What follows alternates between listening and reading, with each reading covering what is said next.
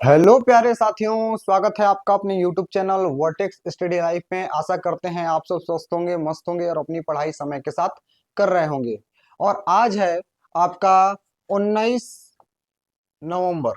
NOVE, NOV लिखिए।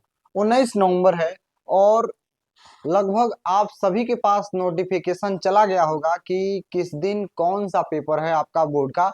तो मैं यह समझता हूं कि आप सब जान गए होंगे कि आपकी साइंस की जो पेपर है वह किस दिन है और आपको किस प्रकार से तैयारी करना है। तो मेरा काम यह है कि आपको समझा देना एथिल एल्कोहल और एथिल एल्कोहल का गुणधर्म। इससे पहले एक लेक्चर इस पे हो चुका है कि एथिल एल्कोहल किसे कहते हैं और इसको कैसे बनाते हैं। तो यह आप अगर नहीं देखे हैं तो डिस्क्रिप्शन में इसका लिंक दे दिया जाएगा, पहले उस वीडियो को देख लीजिएगा और फिर से इस वीडियो को देखिएगा। इस वीडियो में हम चर्चा करने वाले हैं एथिल एल्कोहल का गुणधर्म क्या होता है, रासायनिक गुणधर्म और भौतिक गुणधर्म क्या होता है, किससे वह अभिक्रिया करेगा तो क्या बनेगा। इन सब चीजों के बारे में हम अच्छे से चर्चा करेंगे। तो अगर आप चैनल पे नए हैं तो चैनल को सब्सक्राइब कर दीजिए, लाइक कर दीजिए और ज्यादा से ज्यादा अपने दोस्तों के साथ शेयर कर दीजिए, जिससे हम लोगों को भी मोटिवेशन मिलता रहे और आप लोगों के लिए प्यारा सा वीडियो हम लोग लाते रहें। चलिए स्टार्ट करते हैं एथिल एल्कोहल का गुणधर्म। देखिएगा, किसी भी चीज के बारे में अगर बताना हो तो उसकी दो प्रॉपर्टी होती है, दो गुणधर्म होते हैं, एक भौतिक गुणधर्म और दूसरा रासायनिक गुणधर्म। ठीक है, तो पहले हम भौतिक गुणधर्म के बारे में चर्चा करेंगे। भौतिक गुणधर्म क्या होता है? भौतिक भौतिक गुणधर्म, भौतिक गुणधर्म किसका भौतिक गुणधर्म? तो एथिल एल्कोहल का भौतिक गुणधर्म क्या होता है, इसके बारे में हम चर्चा करने वाले हैं। अच्छा, अगर मान लीजिए मैं इस कलम की भौतिक गुणधर्म के बारे में बताऊं तो मैं यह कह सकता हूं कि इसका जो कलर है वो कैसा है। ठीक है, यह किस आकार का है। ठीक है, ये सब चीजें किसमें आती हैं? भौतिक गुणधर्म के अंतर्गत आती हैं। तो एथिल एल्कोहल एक्चुअल में दिखता कैसा है?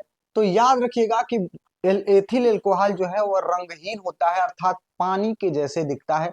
आप जानते हैं कि जल का कोई भी रंग नहीं होता है, रंगहीन होता है और उसमें कलर नहीं पाया जाता है। अर्थात कहने का मतलब यह है कि एथिल अल्कोहल रंगहीन होता है और मीठी गंध, इसको जब आप सूंघेंगे, जिस तरीके से आप पेट्रोल को सूंघते हैं तो सूंघने के बाद आपको एक मीठी गंध सूंघने को मिलती है, उसी तरीके से ठीक एथिल अल्कोहल होता है कि अगर आप उसको सूंघेंगे तो आपको अच्छा सा एक मीठा गंध सूंघने को मिलेगा।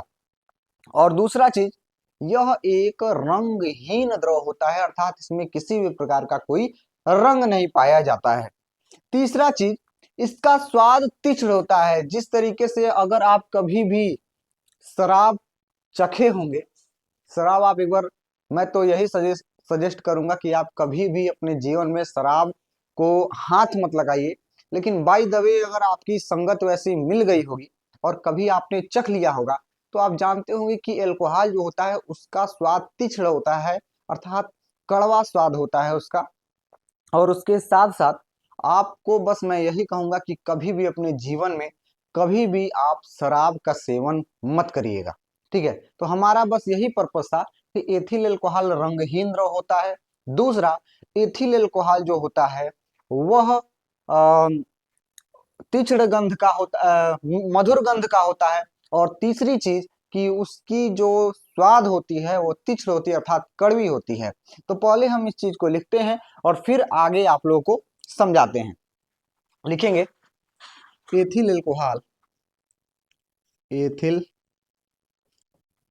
एल्कोहल एक रंगहीन, एक रंगहीन द्रव होता है, द्रव होता है। एथिल एल्कोहल एक रंगहीन द्रव होता है,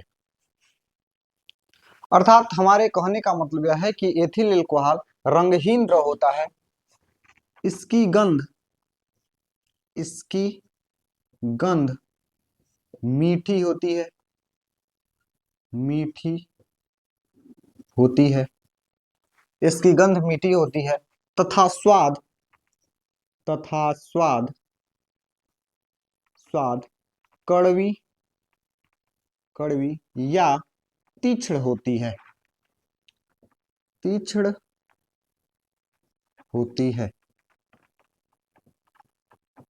और इसके साथ साथ हम इसका क्वथनांक जान लेंगे कि इसका क्वथनांक लिखेंगे, इसका क्वथनांक क्वथनांक कितना होता है, लगभग 78.2 डिग्री सेंटीग्रेड। मैं एक बार देख लूं, 78.2 सेंटीग्रेड होता है, 78.2 सेंटीग्रेड होता है। इसका क्या मतलब है भैया, इसका क्वथनांक 78.2 सेंटीग्रेड का मतलब यह है कि अगर इसको हम 78.2 सेंटीग्रेड पर गर्म करते हैं तो यह उबलने लगता है। और क्वथनांक वही होता है, जिस ताप पर कोई वस्तु उबलने लगे उसे क्वथनांक कहते हैं, और जिस ताप पर कोई वस्तु जमने लगे उसे हिमांक कहते हैं। तो आप लोग इससे अच्छे से परिचित होंगे जहां तक मैं मानता हूं। उसके बाद जब इसको हम जलाते हैं, अर्थात एथिल एल्कोहल को जलाते हैं, तो यह नीले रंग का ज्वाला उत्पन्न करता है। ठीक है, तो मैं इसको लिखता हूं कि जब जब एथिल एल्कोहल एल्कोहल को जलाया जाता है, जलाया जाता है, तो तो नीले रंग की नीले रंग की नीले रंग की ज्वाला उत्पन्न करता है, ज्वाला उत्पन्न करता है। ठीक है ना, कि अगर जब हम एथिल अल्कोहल को जलाते हैं तो नीले रंग की प्रकाश उत्पन्न होती है। एक बार आप शराब को जला के देखिएगा, और जब हम इसको जलाएंगे तो उससे नीले रंग की प्रकाश निकलेगी, और नीले रंग का प्रकाश इसमें पाया जाता है इसको जलाने पर। और इसके बाद से लास्ट है, यह कार्बनिक यौगिकों में ही विलायक होता है, यह कार्बनिक कार्बनिक यौगिकों में ही विलेय होता है ये है इसकी भौतिक गुणधर्म, इसको हम कहते हैं physical property, PHYSICAL PROPERTY, physical property. अर्थात भौतिक गुणधर्म इसके इतने होते हैं कि यह ऐसा दिखता है, इसकी गंध ऐसी होती है, इसकी स्वाद ऐसी होती है, इसका क्वथनांक इतना होता है, और इसको जब हम जलाते हैं तो ऐसे ज्वाला में ही ये जलता है। तो आप सब ये जान गए होंगे, मैं आशा करता हूं। और सबसे जरूरी क्या है, तो सबसे जरूरी यह है कि इसका रासायनिक गुणधर्म समझना, कि यह किससे क्रिया करेगा तो कौन सा तत्व बनाएगा। तो आप इसको नोट कर लीजिएगा, मैं इसको मिटाता हूं और फिर से आगे आपको बताता हूं।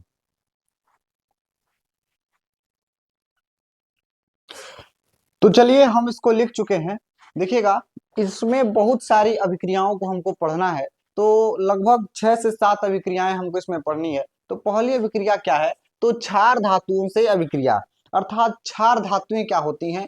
तो अगर आपके सिलेबस में पीरियोडिक टेबल वाला चैप्टर होगा तो आपको अच्छे से बताया जा सकता था कि क्षार धातुएं क्या होती हैं। लेकिन अगर नहीं पता है तो मैं आपको बता देता हूं कि क्षार धातुएं क्या होती हैं।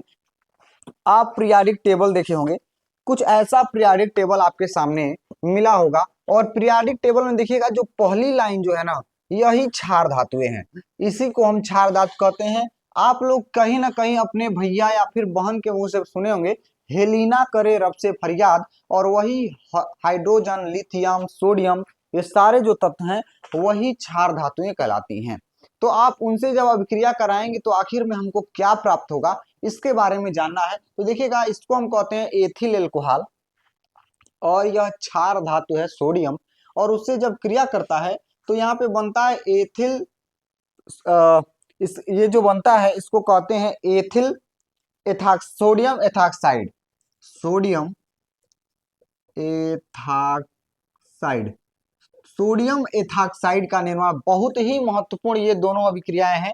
तो इसका स्टेटमेंट कैसे लिखते हैं, मैं यहाँ पे जगह छोड़ा हूं, मैं इसमें स्टेटमेंट आपके लिए लिख देता हूं कि जब एथिल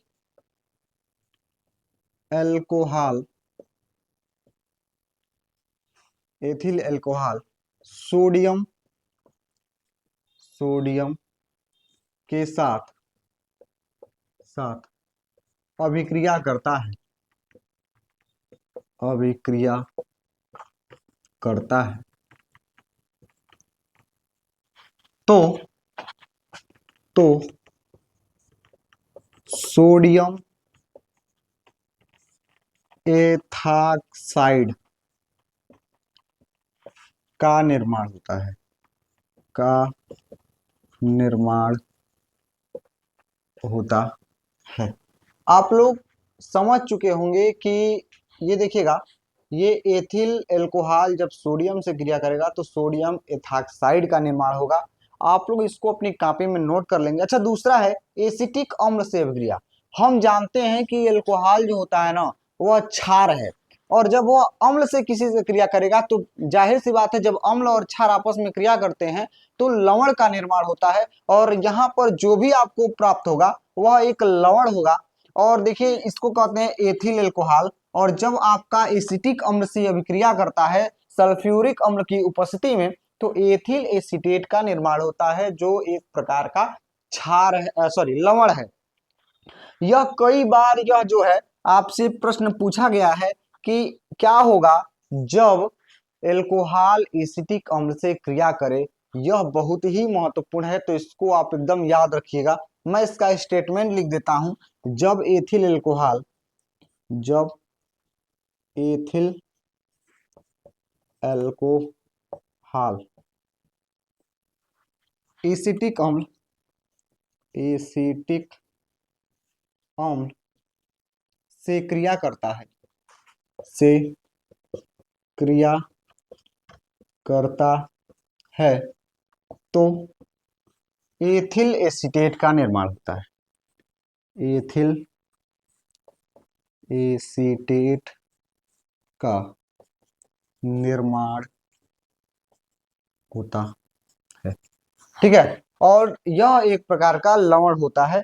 तो यह आप समझ गए होंगे कि अगर एथिल एल्कोहल क्षार से क्रिया करे तो क्या बनेगा, एसिटिक अम्ल से क्रिया करे तो क्या बनेगा, और इसके साथ साथ अगर हाइड्रोक्लोरिक अम्ल से क्रिया करता है तो क्या बनता है, इसके बारे में हम पढ़ने वाले हैं। तो मैं इसको मिटाता हूं और फिर उसको लिखता हूं।